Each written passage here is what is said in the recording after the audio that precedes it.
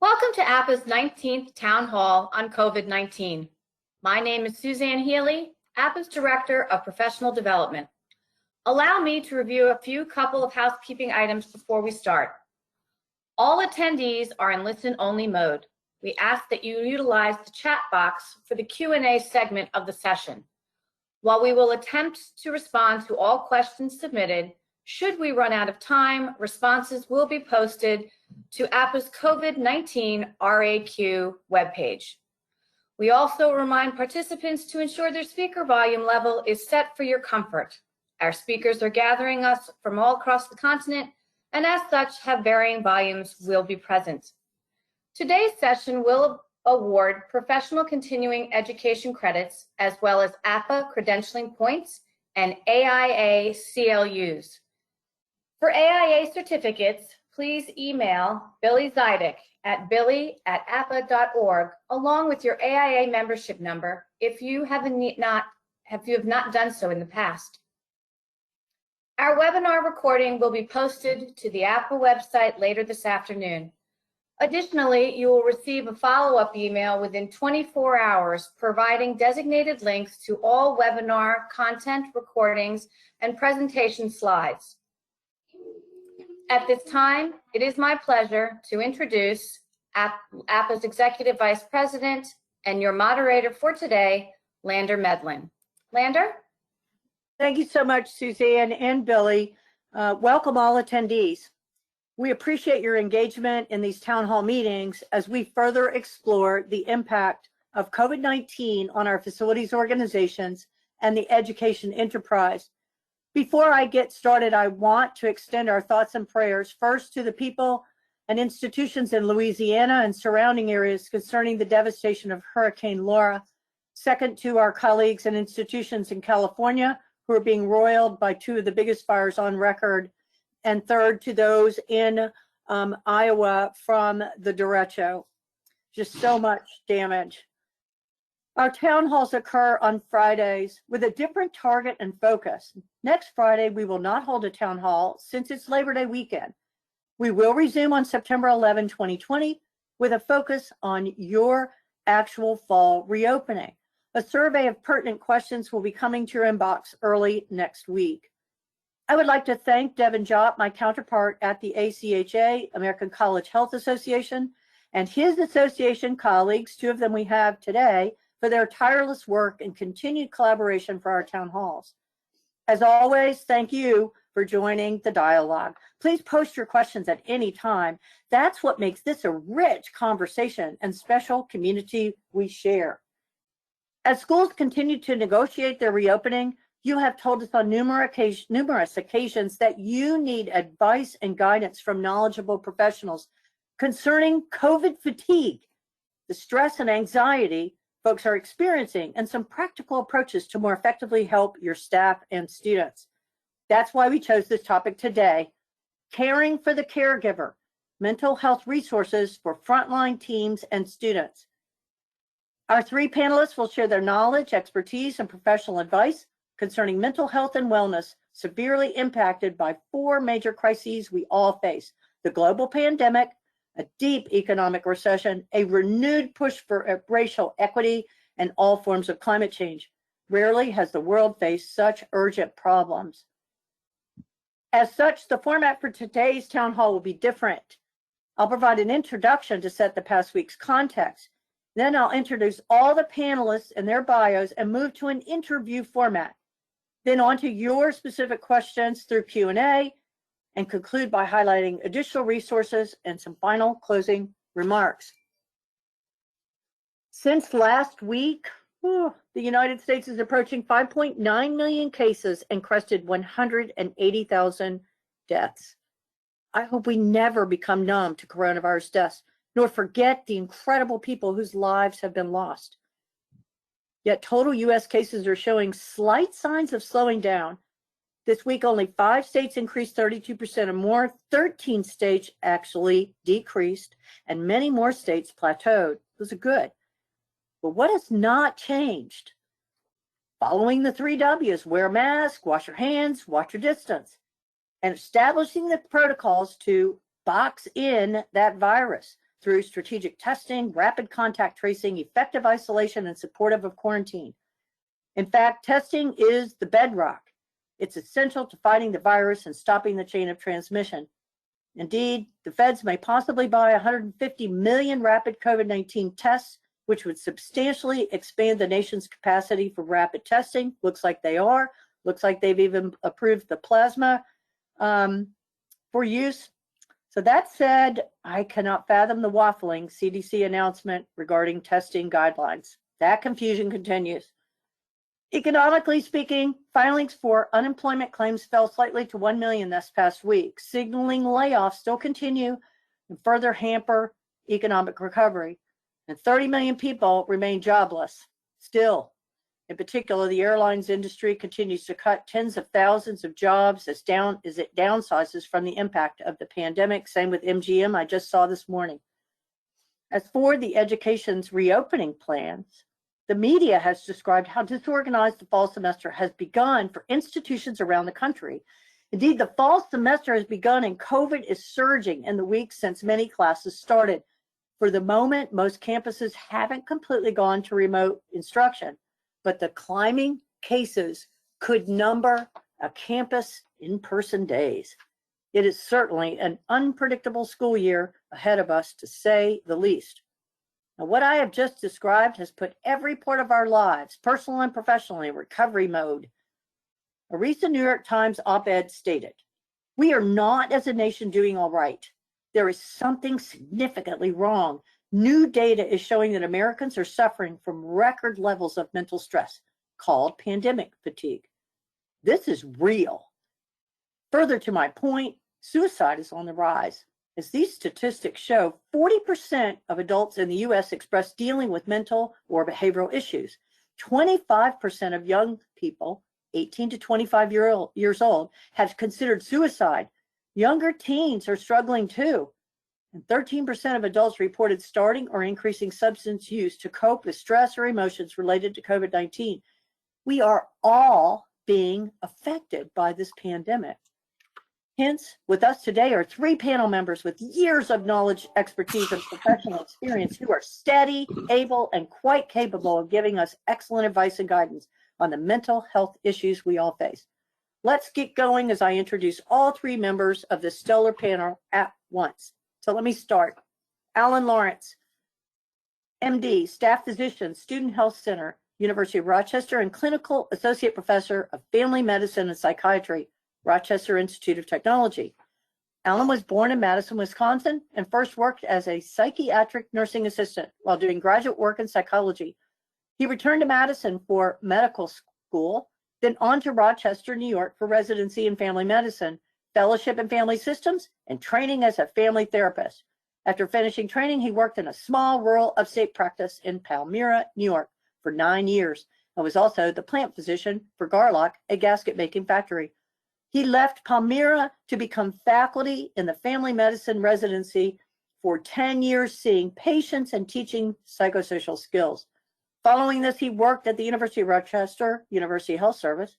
He now sees patients at the Rochester Institute of Technology in Rochester and as the chair of the mental health section of the American College Health Association, ACHA.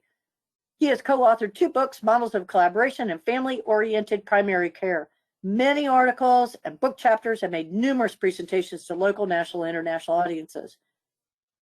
Alan has worked and provided training for first responders and will bring a wealth of information on how he helped prevent burnout, caregiver fatigue, and some common defense mechanisms. He has some tips for supervisors, managers, and leaders through what he calls mental health first aid that he will share.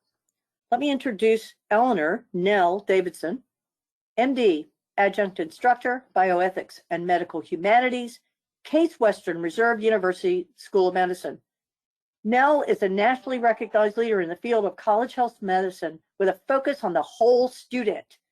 After training in internal medicine and nephrology, she became Director of the Health Service at Case Western Reserve University and served in that position for over 25 years. With additional education, she developed a career interest in mental health issues of students seen in primary care. She led the Health Service Center during the pioneer study of identifying and treating depression in the health service, the National College Depression Project. In part due to that work, it has now become routine to screen all students for depression when they are seen in the health clinic. Working closely with the counseling service and campus partners, Dr. Davidson won a SAMHSA Garrett Lee Smith grant for a broad-based public health approach to suicide prevention. After stepping down as director in July 2017, she obtained a master's degree in bioethics and medical humanities from Case and currently teaching narrative medicine, narrative practice within the School of Medicine at Case.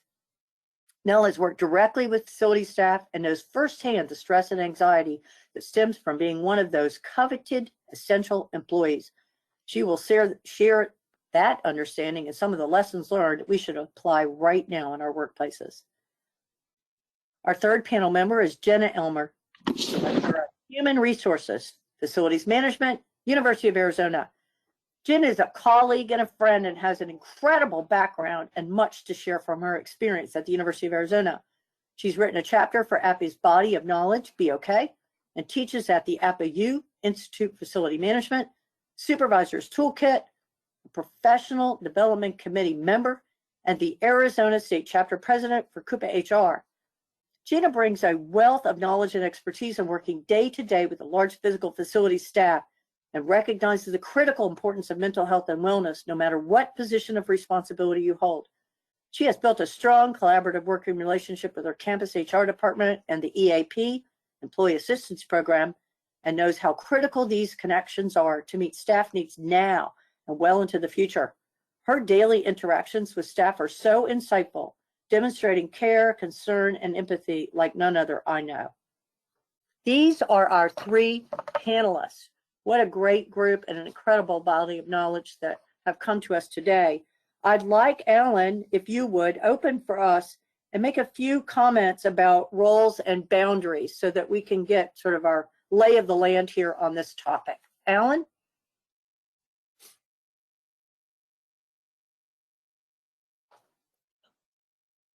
And Alan, you may be muted.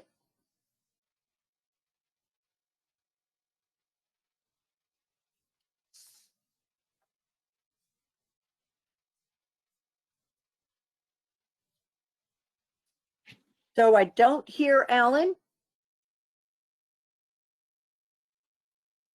So I will move to Nell.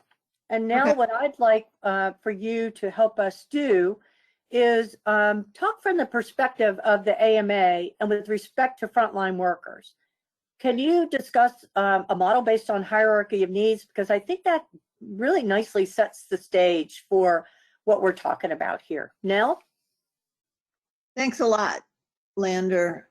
Yes, some of the data that we have coming in from the early reports of people struggling to deal with COVID have come from care providers on the front lines, which at first you might think had not a lot to do with us, but I think they do.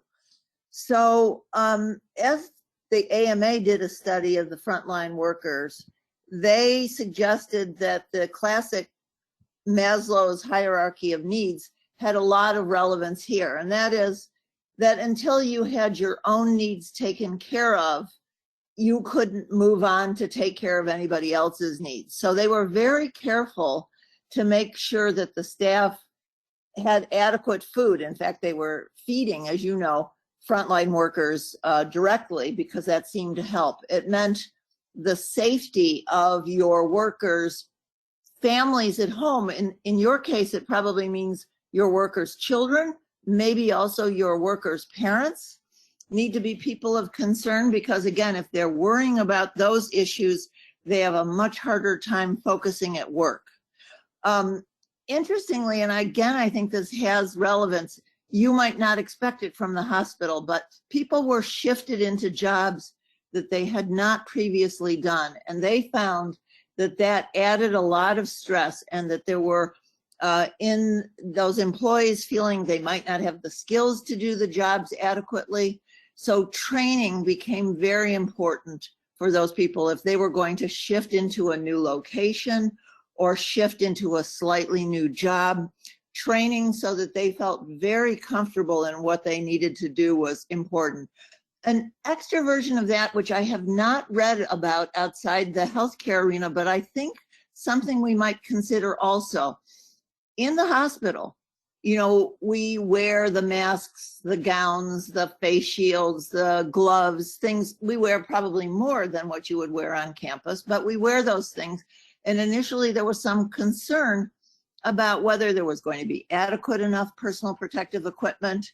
Was it going to work? How is this virus transmitted? And so what they developed in the hospital, what's typical in this, that when people get trained to what they call don and doff the equipment, that is put it on and take it off, they develop people in the teams that watch the employees do this to help them make sure they're doing it correctly. And this has had the effect of getting workplace transmission effectively down to zero for healthcare settings. And so I think we need to think about that for our employees who may have been trained once or maybe several times, but it probably helps to have this coach or this person monitoring how we put it on and take it off to figure out whether or not they're doing it correctly and help them succeed at that. And that helps them, once again, develop that mental safety that allows them to do their job. So managers asking about their daily routines, I think caring about them as people, caring about their families, and taking the time to ask those questions have enormous value always, but particularly in this moment. That's fantastic, Nell, and really true. I would like to ask Jenna if you could respond to what Nell was talking about in terms of the advice and guidance that you give to staff and to, in particular, maybe to the supervisors, and how you're working with them, because I know you're doing some amazing work at University of Arizona. Yeah, so I loved what Nell had to say. I think we are definitely experiencing addressing Maslow's hierarchy of needs right now. And you're right that one of the focuses that we really need to work on as leaders is to see our people as people.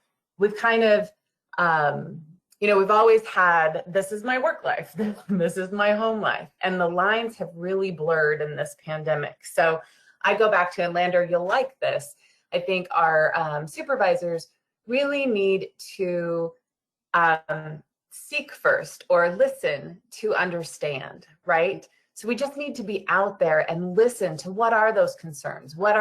Who is in the household that they're worried about? What are their stressors that they're having? Are their basic needs being met? Because if we're not if we're not functioning at that bottom of the pyramid, if we're not meeting those needs, we're not going to have productive, healthy, happy employees. So we want to listen to just understand what's out there. And then I think, the second part of that habit that we all know in APA is then seek first to understand, then be understood.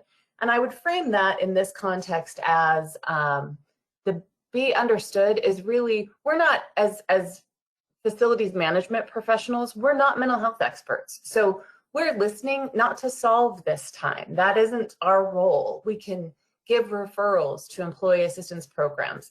We can, mental health care has never been more available than it is now. You can do it from home in a webinar, right? We can have your counseling appointment in the privacy of your home. So we're not here to solve the problem. So our be understood message really should just be, I'm here.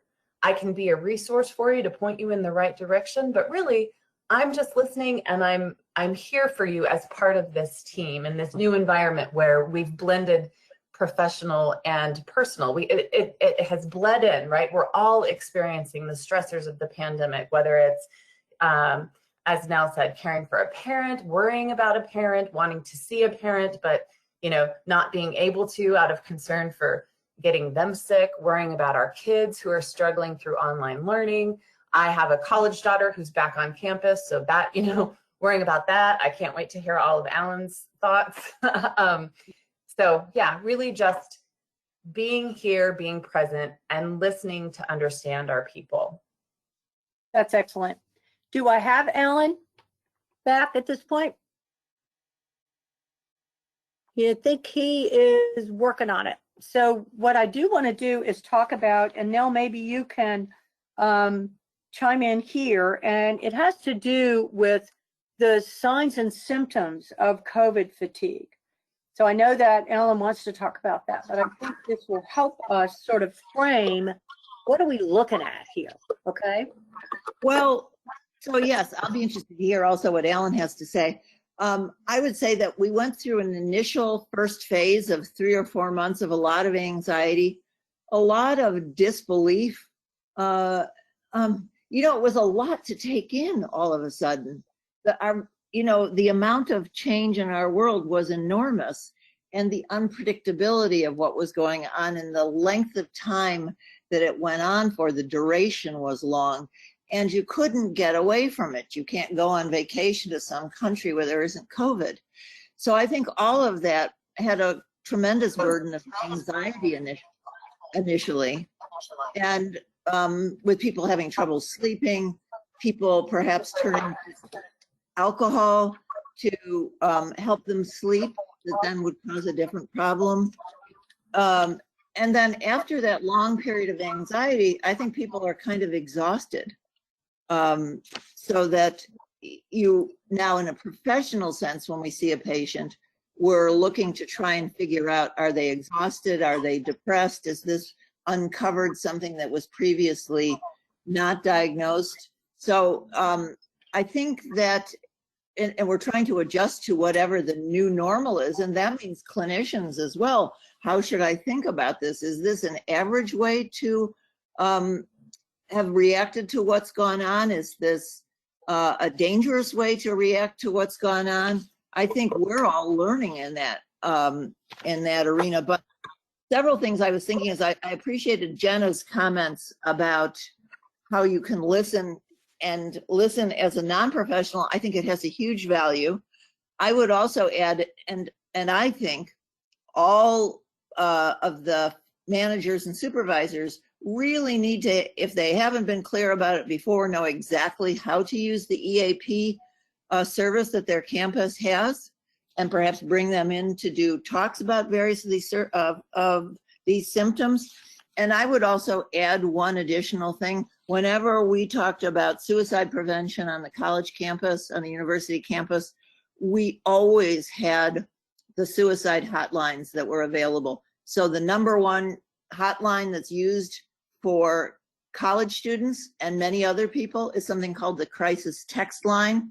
You text 741-741, and you can put help or hello.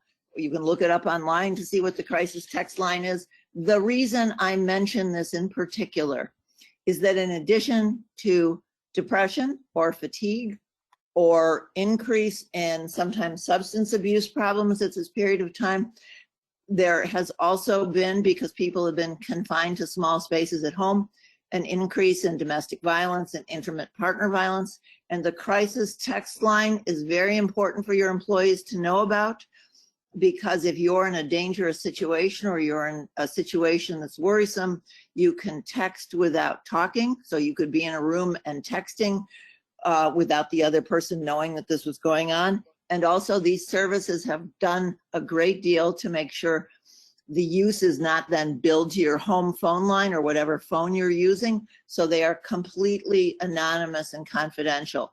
So that's a huge asset, I think, to have available for your employees. There is a national suicide prevention hotline. There's a national domestic violence hotline. And I think, again, your EAP program, if you don't already have these, will help you identify those. That's really terrific. I mean, that kind of information is exactly what people need to have at their fingertips. And so there may be ways for us to post those on our website, or get them, getting laminated sheets in front of everywhere people are, so that they know they have this. And some of the details you just described, Nell, are fabulous in terms of that level of confidentiality. And if they're in the midst of something, they really need help, they are able to reach out and not be identified in the wrong way. And that, I think, helps a lot. Alan, do I have you on the phone? I'm on the computer, and You are on. I hear you. Lovely. and Okay. I was just thinking, one of the enormous new stresses is all the technical parts of all our jobs and our lives. Yes. This is an example of it. So I can, if I lose you again, I can try dialing back in and go from there. But I am back, and it says I have a great internet connection, but I lost everything for a while, except for I heard somebody say it'll be interesting to see what Alan says about this, and then I lost it again. So Well, it was a little bit of a teaser for me. Yeah, well, what we talked about, we talked a little bit about the times that we're in, and Nell gave us a sense of the Maslow's hierarchy of needs and how important that is to be homing in on that, and some of the things that are helpful in terms of the role that supervisors, managers, leaders can play in order to help bring this to the forefront. Jenna then talked about what some of the things that she's doing on campus and felt that it was critically important. She talked about she used the Covey's seek first to understand, then to be understood, that we're really in a listening role, Alan, and that our role isn't necessarily to solve. And then Nell capped some of this off with a discussion around how we can really think about the resources that are available to our folks and getting them out to people, and how confidential they are and how easily accessible they are, et cetera. So Alan, I'm going to take you back to where I was going, because it will also help continue to frame our discussion today. And that's around some of the, what you had talked about, some of the roles and boundaries that you think might be important for this group to hear. And then we'll launch off of that with a whole new set of questions, okay? I'm sorry, I wasn't understanding the question in there. So the question is that I'd like for you to give folks some comments around the roles and boundaries that you see for this topic that we're talking about today that helps frame it for everyone. Well, I guess I was just thinking around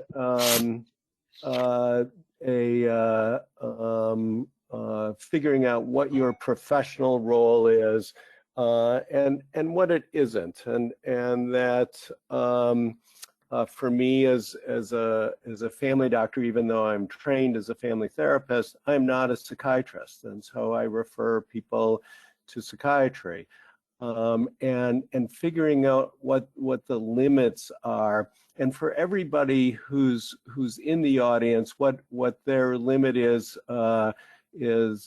probably different, and so to know what that is in your workplace, and that you don't have to be a hero, but also don't be a wallflower, and to be able to say something and connect with people, and having some clear boundaries around that, where I guess I didn't want to give people the wrong impression that, gee, as a result of this current situation, people now need to be, therapists, because that's a whole different thing and a whole lot more training. But one thing that I wanted to say that I heard at the end there around Jenna saying something about listening, is active listening, and that's such a specific, easy, concrete skill that can be so helpful, not just with employees, but with family members, and that is to just reflect back what you heard somebody say. And I think even that simple thing in and of itself can be just such a powerful message that, gee, I heard what you're saying.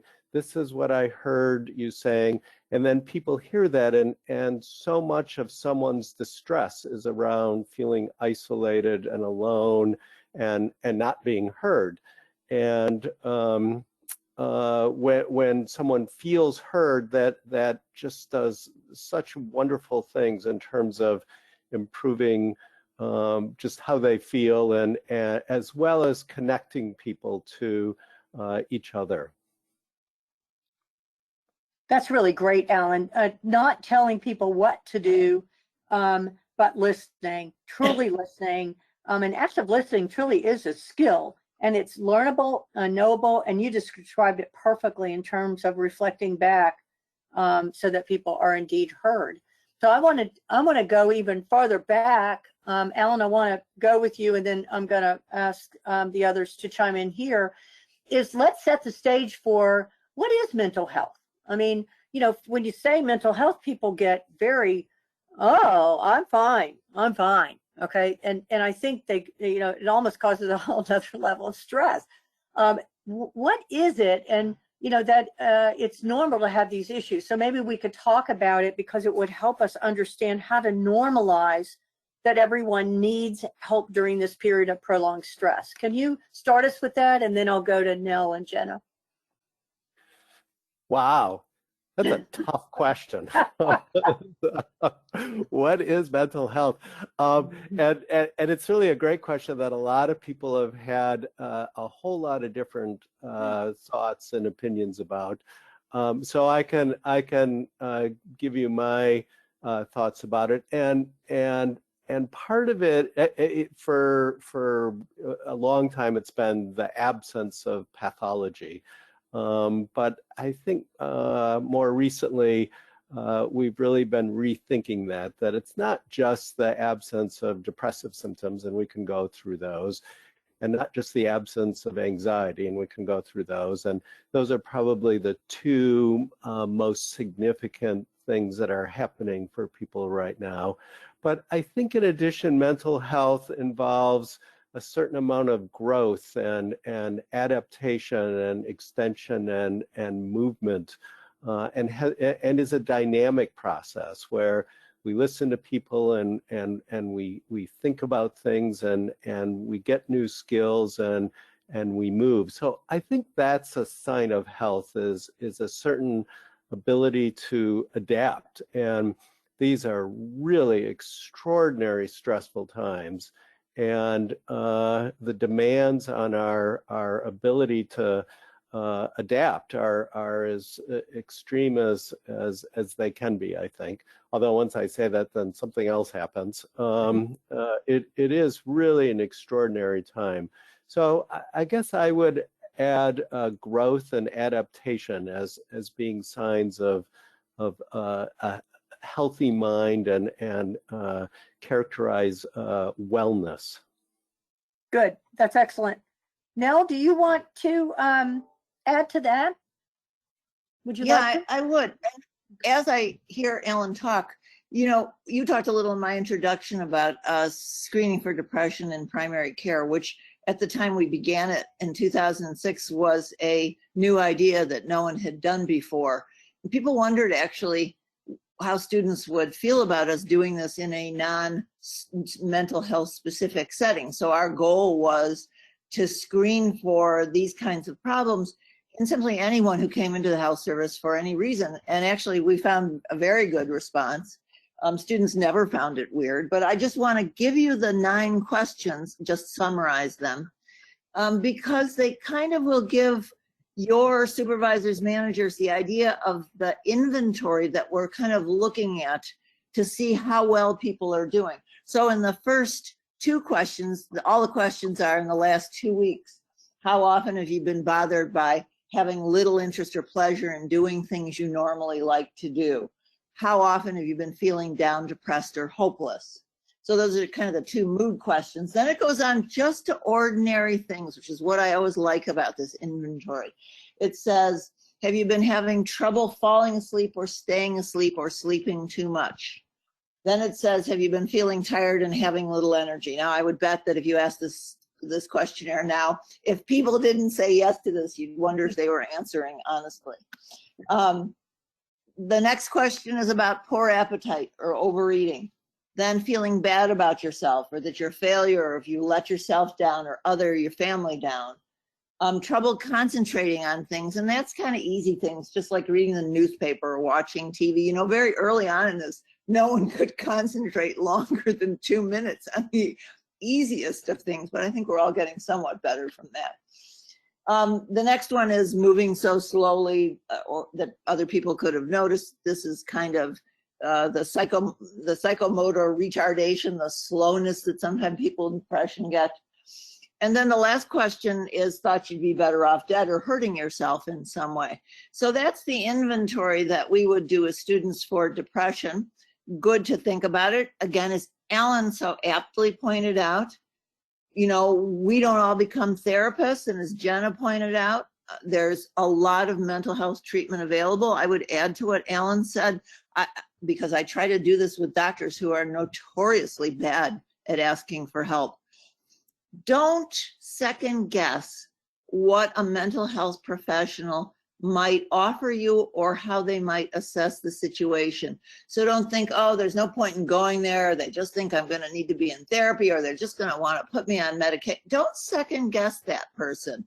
You know, I'd be kind of stupid if I went, oh, well, with all this uncertainty, you know, I better think about doing my will and making sure I've thought of all those things, but I don't need to go to a lawyer because really I know what they would say. You know, so don't foreclose your options. You could talk to a mental health professional and just say, I want to just one time talk to you and see how you think I'm doing. And I think that's a great thing to do. And that's what we used to do for people in primary care, to try and sit with them and let them reflect on how things are going for them. Alan may talk a little more about anxiety. That was probably the most common symptom we saw in primary care. And when we saw students there, they were often functioning very well. They were going to classes. They could be getting A's in every subject, but they were suffering enormously from anxiety. And I would say the treatment of anxiety is the area that has changed and improved so significantly in the last 20 years of my practice that I think it's worth everyone finding out about how we treat anxiety these days, because the treatment is so excellent. That would be great. Go ahead, Alan. That's wonderful. Yeah, if I can add just a little bit to that. What Nell read through was what's called the PHQ-9, which is a very much researched and verified instrument that is commonly used in a lot of different settings. And we've refined it a tiny bit to use what we call what is called the PHQ-4, which are 2 questions from the PHQ-9, feeling down, depressed, or hopeless. And then people rate that on a scale of 1 to 3. But if you just ask somebody about that, it will give you a sense. And what's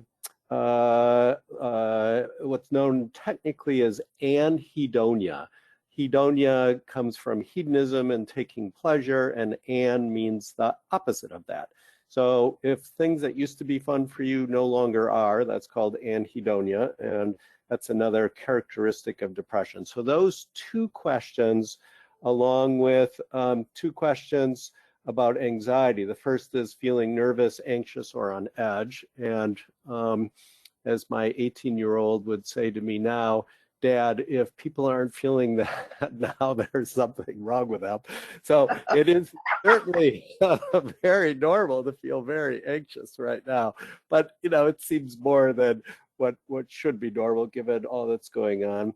And then I think one of the characteristic ones is not being able to stop, and that you keep coming back to it and keep cycling around and worrying about the same thing over and over again without, you know, figuring out a way to stop it.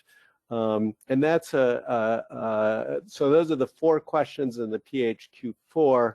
And we're using that as a screen to then begin a conversation. And I totally agree with Nell that I have yet to meet anybody who's really offended by being asked these questions.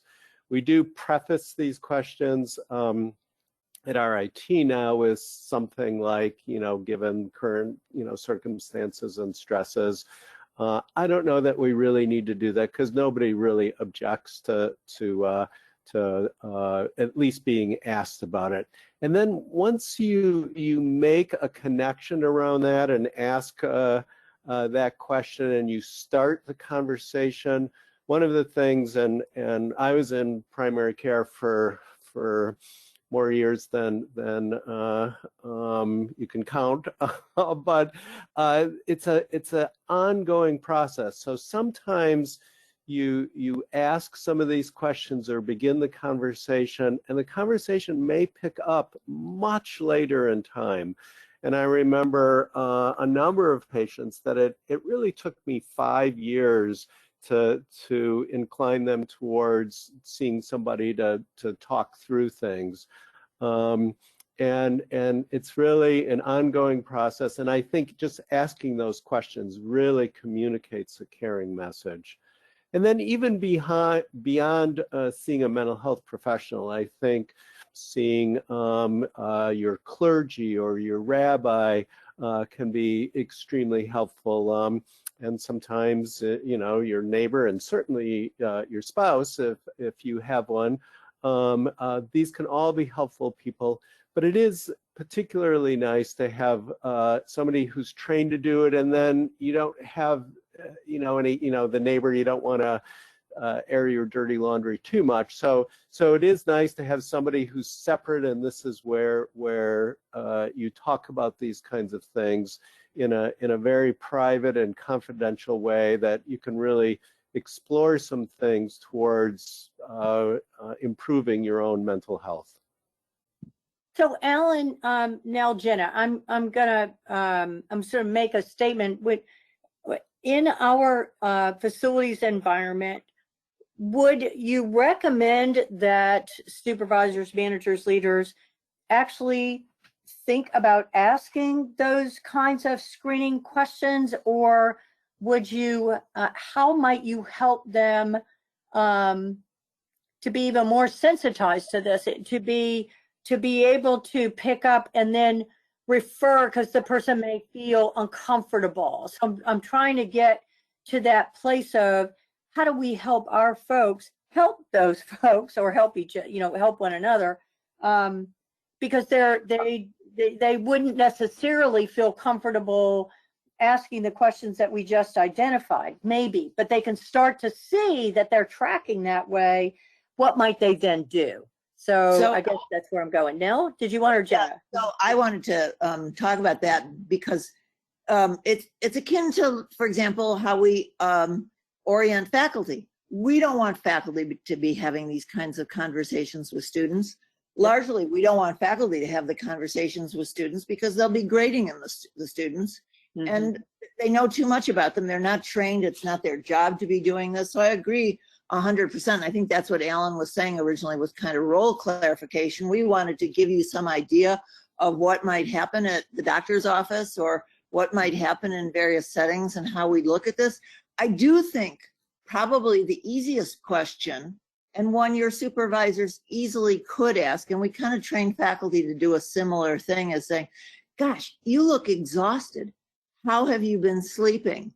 So that's a normal question, right? You don't need training for that. But for people who've had really persistent sleep problems for some time, or people that you think are coming in looking hungover, it's a less threatening way with students. For example, in a classroom, if a faculty member would see somebody who's sleeping through their class or just looks completely unengaged, they don't want to get into what's going on in their life, but they could easily say, have you thought of having a checkup? In this case, it could be a checkup at the physician office, in which case they are in many places now seeing patients again face to face, which is a nice thing. And in my physician office, the one where I go to as a patient, they actually ask a lot of these kinds of questions. They ask, do you have, who do you talk to? Do you have groups that you belong to, et cetera? So that many healthcare settings will ask these and then make the referrals for you. Or as Alan said, you begin the relationship that allows you in time to look at seeking mental health. Some people might seek it on a single visit and get some information, and then think about it for some time before they would eventually go back. But I think even that initial consultation can be useful. But your staff, I think, is very safe asking about how have you been sleeping? How are things going at home? I agree entirely. Jenna, do you want to Yes. chime in here? Go ahead. Yeah, with my HR hat on. I think that supervisors knowing what those questions are is good, because they can look to see if someone they know really loves doing something and suddenly that seems gone. They don't need to ask the question, but they could say, hey, I've noticed that you're not being yourself. Do you want to talk about that? And then fall into that active listening role, and then have the ability to make that referral. Because yeah, our supervisors, that is not their job to be the therapist, but we have a good interaction with our staff regularly, so we can see, like Nell said, are they coming to work hungover? Are they, do they look really tired? Do they suddenly not care about the things that they've always cared about? And then just say, we have these resources. And I think another piece of that is just showing vulnerability, right? We are all at a new level of stress. We are all experiencing a new level of anxiety, of I wouldn't say mental illness, but it is impacting all of us. So I think for supervisors to be vulnerable in that, I haven't been sleeping that well either. This is what I've done. And sharing in those lessons learned, and then making it a comfortable referral, and kind of taking away the stigma of, go to, campus health and wellness or whatever. It's, hey, this is a resource for us when we're feeling this way. So let me give you that number. Let me make it easy for you to go to during your work schedule. Do you want to use this office? Can I schedule a conference room for you so that you can have a private space to make the call? That sort of thing. That's really great, Jenna. I think the three of you are identifying this method that takes us to a place of care, concern, and empathy. Keeping our eyes open and being present to what is happening around us and to our folks really is opening the door then. And I loved when you were talking about active listening. I know what the tools are. I know the kinds of things that I should be looking for. Now I can help by identifying with it and then giving them, here's some resources, but also the vulnerability piece. So that's really great. The three of you have really pulled in a nice way for our folks to be able to engage in this and engage with one another. I would like to go to this piece of anxiety. Before we do ahead, that, Alan, did you have a comment? Yeah, Mhm. I did want to add just one thing, because we've been talking about a lot of individual to individual, and I love the concept of vulnerability and being open and making some kind of human connection.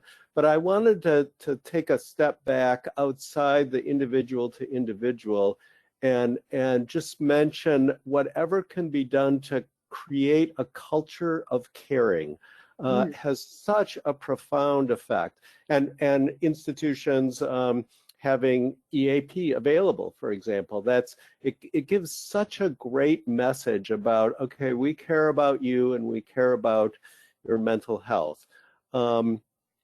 It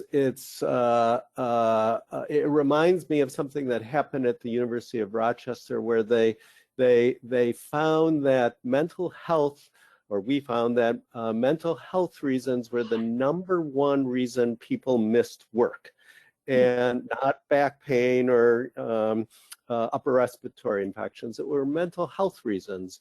and that if we guaranteed to pay whatever copay there was for their mental health services, they would come in more, and there was actually a lot less absenteeism. And so it was a program that paid for itself. So that's one example of one thing that was done. But my favorite example, really of all time in so many ways in terms of creating a culture of caring, has to do with the Hawthorne effect. Hawthorne, I think is how you spell it. And Yes. this was in England during the industrial age, and people were working in factories, and the supervisor said, well, let's see if we turn up the lights so people can see what they're doing, if that improves productivity. And it did. And everybody said, yeah, they need more light to be able to see. So they turned it up some more, and productivity went up even more. And they said, well, just out of curiosity, let's try turning the lights way down. And productivity went up even more. And eventually the lesson learned from this was that when people feel cared about, and they felt cared about in terms of their supervisors were turning the lights up and down and trying to, do whatever they could to make their lives better, their productivity went up. So it's such an interesting thing to me in terms of if you send out these messages, and whether you do a kind of psychoeducational thing about, oh, this is a very stressful time, be sure to put in place extra things to take care of yourself and your mental health and the things that are important to you, that this has such long-lasting effects. So whatever can be done in terms of putting out this message without getting into, whether somebody's suicidal and trying to, feel responsible for that. But I think creating a culture of caring is such a terrific concept. That's fabulous, Alan. I'm so glad that you chimed in on that. I even got some fantastic notes here. And you're right, it's the messaging. And I think that's part of the reason why we were talking earlier about mental health and the stigma that seems to go even with that term or that phrase. And so what we're trying to do by creating that culture of caring is there is no stigma to this. And it is very difficult because we all have these issues. There's not one of us, we're all on the phone, we have these issues. And so I really do think it helps normalize it. I wanted to ask you folks, because you've gotten me going in another direction, and it has to do, and Jenna, I want to start with you. It has to do with what are the ways that we can help one another and seek help, without it being perceived as a sign of weakness, especially the higher up you go on the positional ladder, this sort of thing about, and that it's not a sign of weakness, when it comes to depression, anxiety, all of things, and that the ways that it ties beautifully to what Alan just said with creating a culture of caring, because I know you're doing that at University of Arizona. So I love this, and I'm sitting here taking notes as well. I think Nell talked about Maslow's hierarchy of needs. I think that speaks to this caring component. It aligns with the research that's been done in employee engagement. Gallup does a study on employee engagement, and one of the things that they ask employees, or one of the things that they test to see if an employee is engaged, they ask them if they feel that someone at work cares about them. That's an indicator of if the employee is cared for, they're more engaged. So it's neat how this is all tying together. With regards to how mental health is perceived, I want to go back. I'm going to take you back in time to February 2020, when it was okay to come to work sick. Right? It's part of our culture.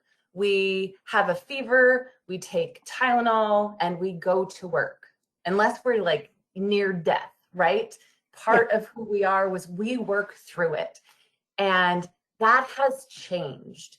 We no longer work through it. We are better at every day now. I take my temperature and I monitor my symptoms before I go to the office, right?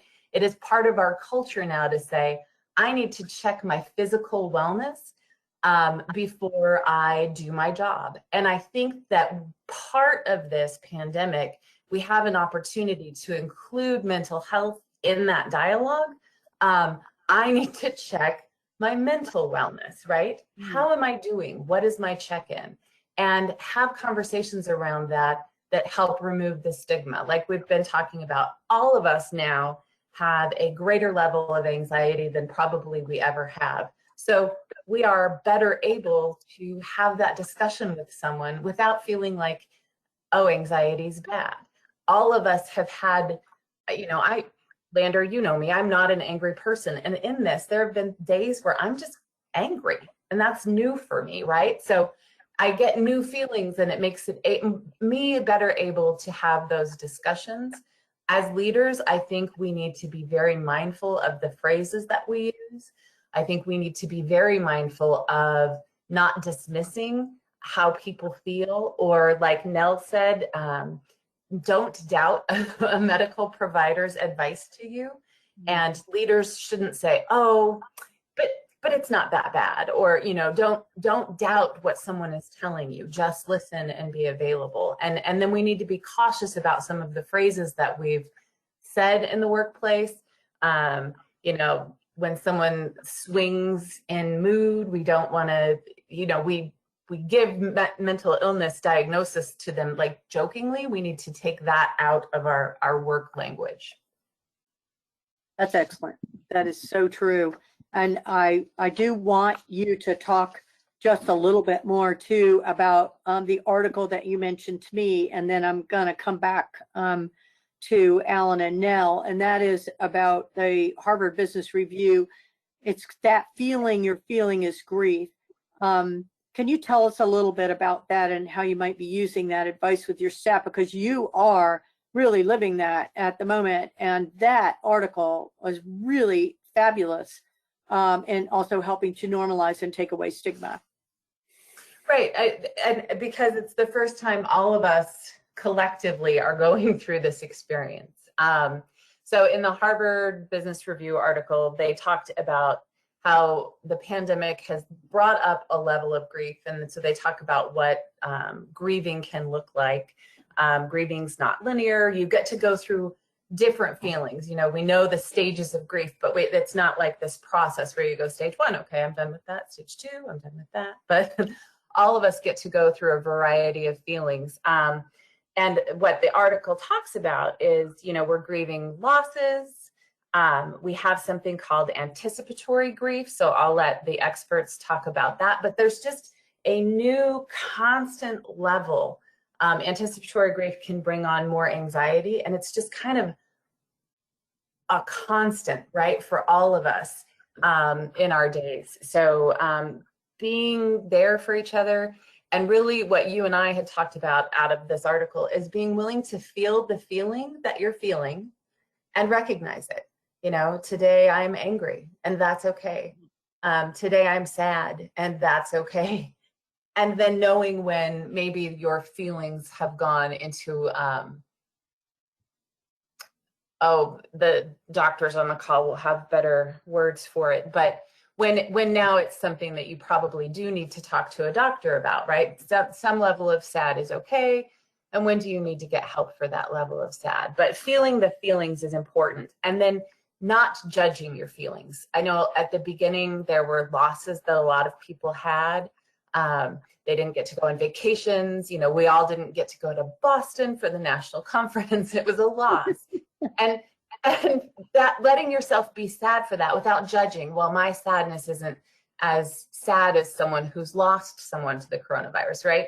So letting yourself feel the feeling without judgment was also one of the points from that article that I thought was really good. And then that leaders can take when we're talking to people about the feelings, let them express the feeling without placing judgment, without saying, oh, you don't need to feel that, or, just, again, listening. That's really great. Alan, you did talk about that element of can't stop. And I think that's something Jenna was mentioning, that can't stop. You know, there's the feeling, and that's okay, feeling that's okay, but then you just can't stop. Alan, do you want to chime in here and even talk about the anticipatory grief, or I'm going to take you in another direction otherwise? Uh-oh. Go ahead. Are you there? Sounds like you might have lost him. I might have. So Nell, would you like to do that? Okay, go ahead, Nell. So I very much, all of our work in the Depression Project was predicated on the fact that the mind and the body work together. You can't separate them out. I don't know, for some reason, we kind of insist on doing this, but it doesn't make any sense when you take care of people. We are all of a piece, and whatever happens to the hand happens to the body and the person as a whole. And how it happens to that person and what it means to that person depends on what their life has been like in the past. I told this story, which I in a talk I did recently. I was getting a dental implant, and I'd been to this office a bunch of times. They're wonderful people. And I went just for a regular, if you've ever had one done, you have to go a lot, and they hammer little things in and eventually get you this wonderful result.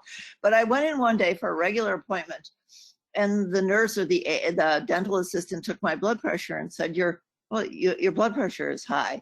And I got really angry. And I said, no, I don't have high blood pressure. You're taking it wrong. This is not me. I don't have high blood pressure. And then I thought to myself, as Jenna was saying, who is this? I'm not that angry. Why did I just get so angry at this woman about her saying my blood pressure was high? And then I began to realize that what it had woken up in me was a previous experience, not at a dentist's office, but somehow I'd walked in and there was something that didn't look like a dentist's office, but more looked like an operating room. And when I was much younger, I had a cesarean section that happened to go without any anesthesia. And it's in my brain. So if you somehow tap into that little vein, unbeknownst at a dentist appointment, I could get very responsive to that and have what looked like an outsized reaction to it, because I've got this other thing in me. And once I've done a lot of work and connect those up, then I understand why that is. And I could apologize immediately to the woman and say, I'm sorry I said that about my blood pressure. But so one of my points is that when we do all this work and we are taking care of people, we need to take care of ourselves. We need to explore how anxiety gets taken care of. We need to learn about mindfulness. We need to learn about good sleep habits and follow them ourselves, because the really difficult thing about being a college health physician that you learn, people don't listen to what you say, they look and see what you do. And if you're not taking care of yourself, then they think, well, you must not believe what you're talking about. So I would say, take advantage of your EAP programs, get some information. Say, Jenna, again, was using the language that I would say of cognitive behavioral therapy. How you describe something and the words you use are extremely important. And if you describe the situation as being horrible and absolutely outrageous and out of control, you're going to suffer from that. If you say it's not what I would have wanted, and this has certainly been a long problem, it makes the problem more manageable. So all these new concepts that we've learned, everyone benefits from them. You take them home, you use them with your family. I used to teach them to my kids. The one other thing that I wanted to mention when Alan talked about the culture of caregiving is what's been very useful in medical situations, and I think in yours too, is to have a buddy. So a buddy is someone sort of more at your peer level who would check in with you and say at a regular time, whether that's once every couple of weeks or once a month, how's this going for you? Maybe you go out to lunch, or maybe you have a Zoom, lunch. How's it going? So you have a individual person you check in with from time to time. So it's not a supervisor, but it's a buddy. And that seems to have worked very well for the frontline workers as well. Excellent.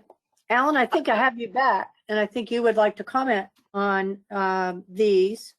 and then I'm going to take you somewhere else. I am back. Oh, yeah. More technical issues, and but I calmly reconnected, and very mindfully too. I didn't hear the first part of the question, but I've been busy while I've been trying to reconnect here in my mind. Busy in my mind, sort of thinking about preventive stuff.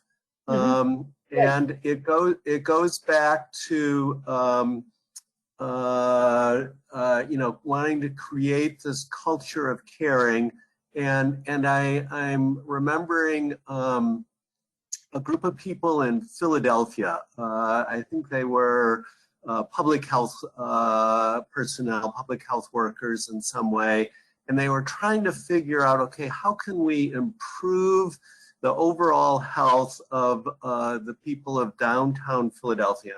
And they had these great ideas about a mobile immunization van, and they'd go to people's houses and give them immunizations and provide health care, you know, at the street corner, and a bunch of great ideas. And then they had the best idea ever, which was to ask the people what they wanted.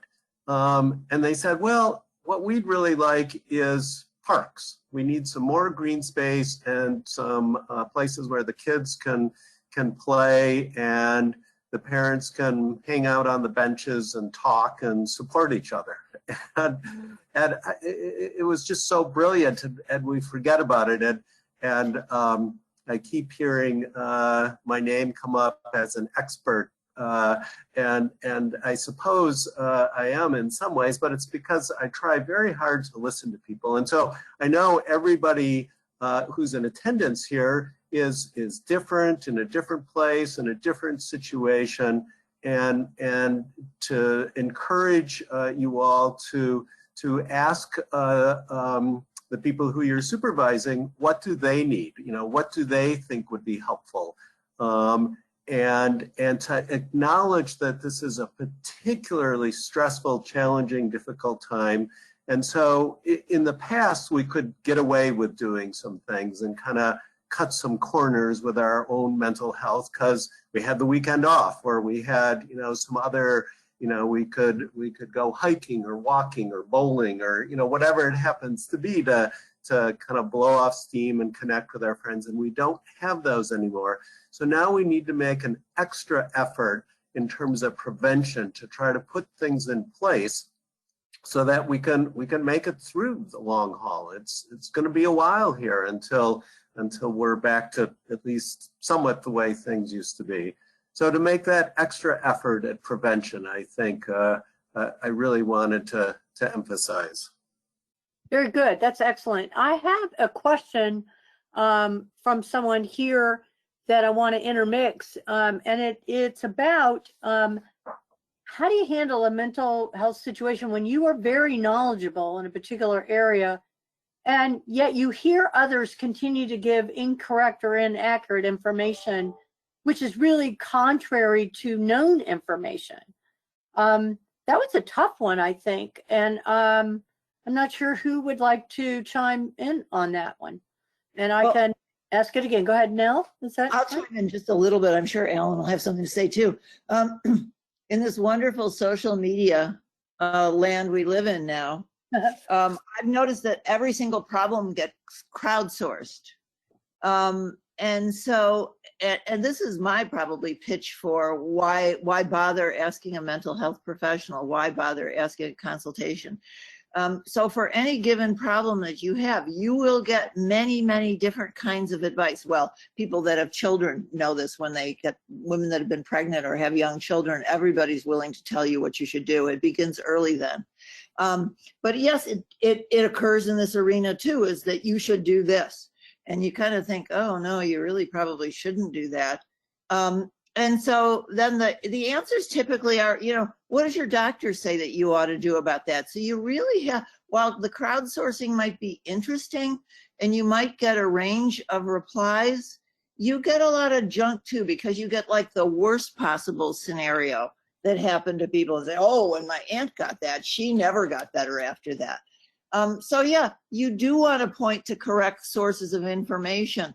I have used the Michigan Anxiety Treatment Program because I happen to like their website a lot, and I can give you that later, Lander, if you want to, but I happen to like, they have a lot of information for patients about panic attacks and how we treat anxiety these days and what is considered current and up-to-date treatment. And one of the examples would be is, you know, some people early on in the anxiety period thought that the biggest thing you did was kind of sit in a corner, keep cool, drink lots of water, and stay away from anxiety. Well, yeah, it works for a short period of time. But if you avoid anxiety, it tends to grow. And so you have to begin to do other things and face that little by little in manageable doses to get yourself out in the world again. And so we can learn things from the current data that people have been doing research projects and looking at people systematically to say what works and what doesn't work. And that's what I mean by saying I think people used to think of mental health treatment as kind of you go into a black box and you're there for a period of time, and then at some point you come out of it different.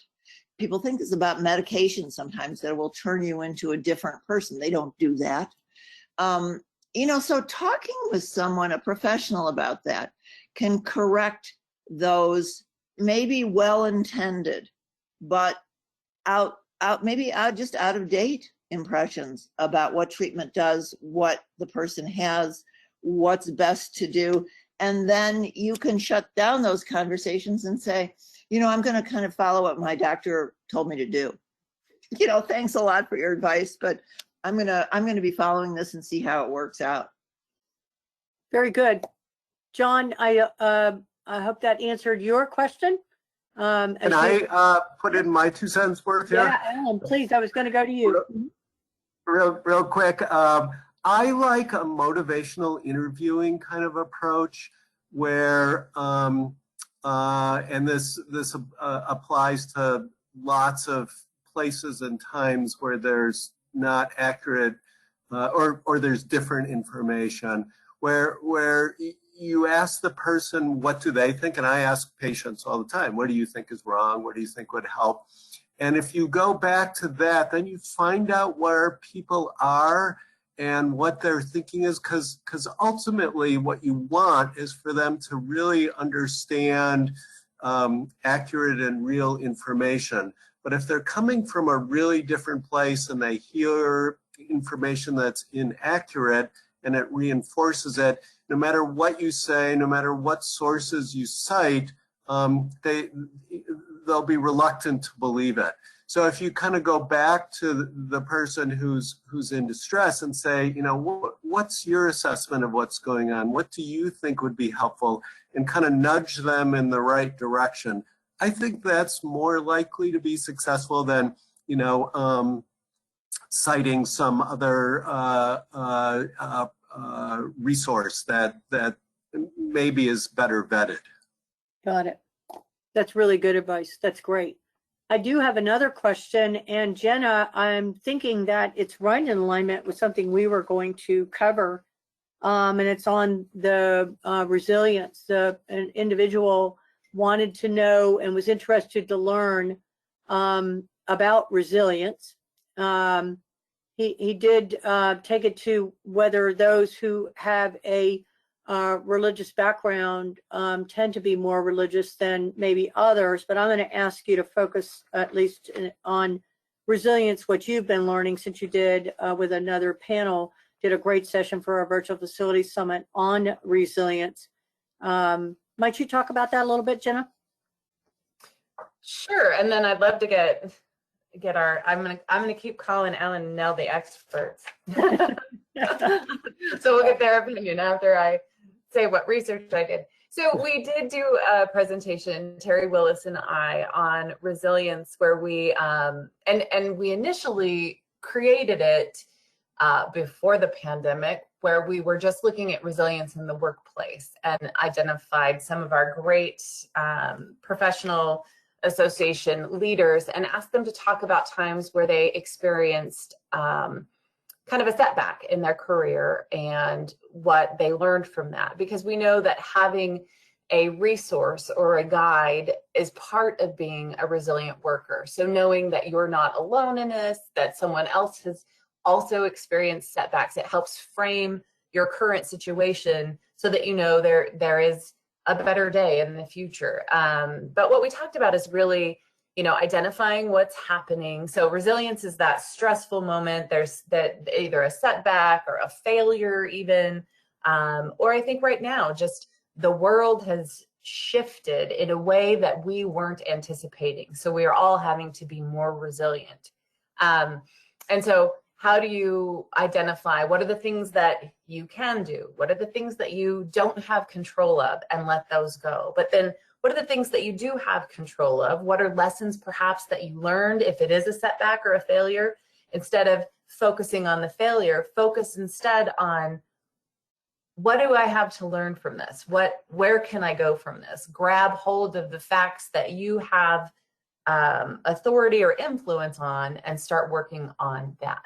Be accountable, but then don't also beat yourself up. And then one of the other pieces to resilience really is that component of self-care, really taking time to do a check-in. It's what we're talking about today, right? It's focusing on our mental health. For me, it's going on a walk every day, even when I don't feel like it, because I know that puts me in a better place. So hopefully that answers your question, but I'd love to hear more on that from Nell and Alan. Yeah. Nell, did you want to field that a titch? Well, I like what Jenna said about being, that self-reflective piece. Yes, I believe in the bedrock things for health, which are only 3, right? They're exercise, diet, and sleep. I think those are the things from which you have the ability then to think more creatively. So for me, if you want to ask me to brainstorm, you asked me earlier in the day by 9 o'clock at night, I couldn't brainstorm on anything, and I know it. And things will look discouraging to me. Then I get up the next day and I have lots of new ideas about how I might approach a situation. Again, this has gone on for so long that it's requiring enormous reserves in all of us. And so I think resilience and that kind of functioning is a goal. I think there are some days when you won't get any near to defining yourself as being a resilient person. But you go back to the basics and then aim to move beyond it. And I think one of the reasons why university campuses are so important, and it's so important that we succeed, is because working together, we are going to be able to look at the challenges and the problems and invent new ways. So at our best during all of this, we are going to go, oh, I never thought about that, but we could actually do it this way. And we will invent things that we never thought about together. Probably not alone. I think together we're a much stronger community, and universities have today I've enjoyed being on the call with all of you because each of us thinks differently about all of this, and it shows you the power of working together on something, not just alone in a room. So the one idea that somebody brings up will then stimulate your thinking in another direction and will help you solve a problem that you didn't really think you could solve. That's terrific. Alan, are you there? Yes, good. I am. Okay. And I know we're running towards the end here, so just briefly to say, I love Nell's idea of moving beyond resilience and aiming to thrive and really grow and adapt. And she talked a lot about it right there, but just to add to diet, exercise, and sleep, social connection. I think that's the other thing that really promotes our ability to be resilient, and even beyond that, to thrive. That's terrific. So, Alan, you had something we talked about at one point. I really love the concept and I specifically want to know some more about what this concept is, but it's called mental health first aid that I think you referred to with first responders and such. It gets to, and there's a fairly involved training program, but I love just the concept of it, and it isn't really a whole lot more than what it sounds like, and it fits with if somebody is bleeding on the street, you're not going to do surgery there, you're not an emergency room physician. Whatever, you're going to provide first aid. So mental health is that same sort of thing where you acknowledge and you connect with somebody and you provide some kind of immediate response, but you're not doing some long-term curative thing. And that can be for anything, and connecting people with other people and connecting people with resources and getting them to the services. You don't have to provide the services. And this is kind of where we started around roles and boundaries, that a lot of people are in a position to provide mental health first aid, and you don't need any specific skills. Active listening, of course, is a critical thing, but you don't need any specific training, but that you do say something, you do intervene, you do show some kind of caring, and that you connect people with resources, hopefully professional, but whatever makes the most sense in that particular situation with that particular individual. Terrific. Nell, I have something that we had talked about, and it was in sort of training opportunities and resources, but you called it gatekeeper training, which you said is like CPR for mental health crises, and it was called QPR, question, persuade, refer. Can you talk to us a little bit about that? Because it could be, you said it's only an hour long, and it could be a great resource for our folks. Right. So Alan talked about the other, mental health first aid is the other kind of gatekeeper training that's quite well established nationally now. It's, I believe, an 8-hour training. So QPR is just a 1-hour training. And we found as we tried to roll this out on the campus that we got more takers for the 1-hour training than we did for the 8-hour training. They both have different audiences. But yes, it's just saying you wouldn't think you'd be on the block and not know, or if your kids, fell down and something was bleeding, you wouldn't want to be the person who didn't know how to do the initial first aid. And you can learn these kinds of tools and techniques in under an hour in the question, persuade, and refer. So it really was a training that sometimes faculty would do. I liked your idea, Lander, of having a laminated card that just refers to what your resources are for these immediate difficult situations. And you might have some things on the QPR training that then you would put, you might have some words there that you like to use. You might have your resources there. It means that you feel ready to act, ready to listen, ready to be there instead of wanting to get out of the situation as quickly as possible. You have the training that says, okay, so I could do this first level of response. And so it is, we found it a very valuable training to use on campus. That's excellent. And, we've talked probably around this, but I think the word coping comes up all the time, and coping strategies. And you tell me if you feel like we've covered that. Alan, what are your thoughts about whether you think we got that covered through our discussion today? No. Good. Okay, then I wasn't done. No. I might be I'm done. being funny a little bit. Humor is an excellent coping strategy. I couldn't resist. But there's so much to talk about in terms of coping and what are our different coping strategies, and some are more adaptive and healthier than others. And I think people, we all slip into times some of our coping strategies that may work in the short term but don't work as well in the long term. things like particularly alcohol and substance abuse, I'm thinking are particularly thorny. And we joke about it, but to really think about and even to just ask yourself the question, okay, what is the healthiest response I can do right now?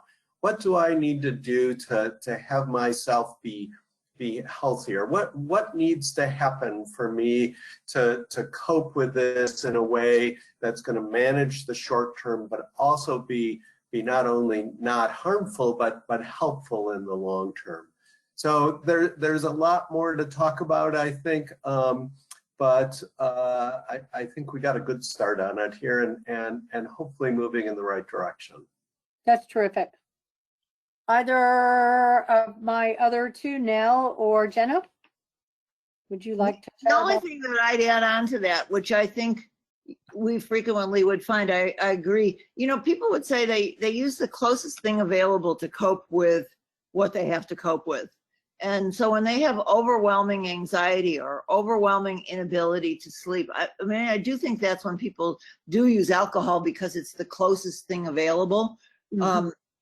And I used to talk to patients about it when they were having difficulty sleeping, especially because people tend to have figured this out, that if they drink, it may help them go to sleep. What I usually would help them understand is that's nice, but then in 2 hours you metabolize that alcohol and you wake up. So it really usually causes very disturbed sleep, which is not the kind of sleep that's very restful.